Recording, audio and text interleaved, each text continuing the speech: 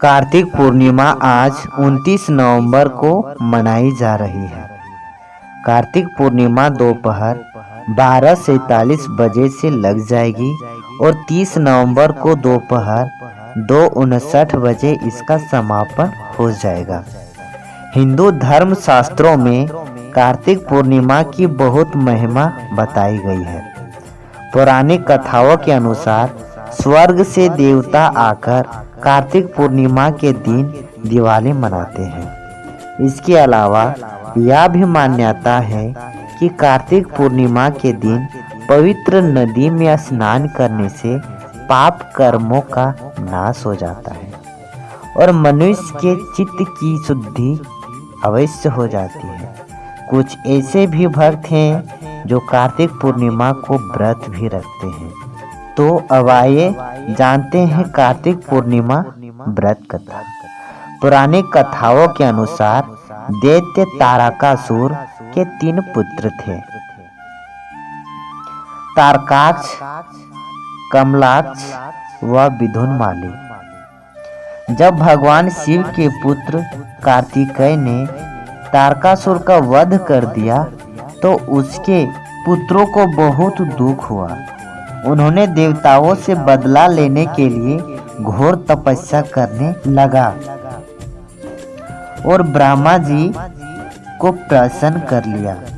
जब ब्रह्मा जी प्रकट हुए तो उन्होंने अमर होने का वरदान मांगा, लेकिन ब्रह्मा जी ने उन्हें इसके अलावा कोई दूसरा वरदान मांगने को कहा। तब उन तीनों ने ब्रह्मा जी से कहा, आप हमारे लिए 3 नगरों का निर्माण करवाएं। हम इन नगरों पर बैठकर सारी पृथ्वी पर आकाश मार्ग से घूमते रहेंगे। 1000 साल बाद हम एक जगह मिलेंगे। उस समय जब हमारे तीनों नगर मिलकर एक हो जाए तो तत्पश्चात जो देवता उन्हें एक ही बाण से नष्ट कर सके वही हमारे मृत्यु का कारण हो। ब्रह्मा जी ने उन्हें यह वरदान दे दिया। ब्रह्मा जी का वरदान पाकर तारकाक्ष, कमलाकाक्ष व विदुनमाली बहुत प्रसन्न हुए।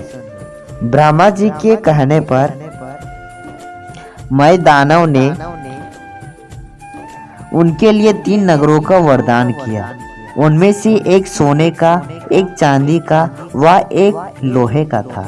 सोने का नगर तारकाक्ष का था, चांदी कमलाकाक्ष का था व लोहे का नगर विदुनमाली का था। अपने पराक्रम से इन तीनों ने तीनों लोकों पर अधिकार कर लिया। इन दैत्यों से घबराकर इंद्र आदि सभी देवता भगवान शंकर के शरण में चले गए। देवताओं की बात सुनकर भगवान त्रिपुरों का नाश करने के लिए तैयार हो गए। विश्वकर्मा ने भगवान शिव के लिए एक दिव्य रथ का निर्माण किया। चंद्रमा व सूर्य उसके पहिए बने। इंद्र, वरुण, यम और कुबेर आदि लोकपाल उस रथ के घोड़े बने। हिमालय धनुष बने और शेषनाग उसके प्रत्यंचा। स्वयं भगवान विष्णु बाण तथा अग्निदेव उसके नौका बने। उस दिव्य रथ पर सवार होकर जब भगवान शिव त्रिपुरों अर्थात तारकाक्ष, कमलाकाक्ष तथा विदुनमाली को नाश करने के लिए चले गए तो दैत्यों में हाहाकार मचा। दैत्यों व देवताओं में भयंकर युद्ध छिड़ गया। जैसे ही त्रिपुर एक सीध में आए, भगवान शिव ने एक दिव्य बाण चलाकर उनका नाश कर दिया। उस त्रिपुरों अर्थात तारकाक्ष, कमलाकाक्ष व विदुनमाली का वध हो गया। वध होते ही देवता भगवान शिव की जय जयकार करने लगे। त्रिपुरों का अंत करने के लिए ही भगवान शिव को त्रिपुरारी भी कहते हैं। और ये कथा यहीं समाप्त हो गई।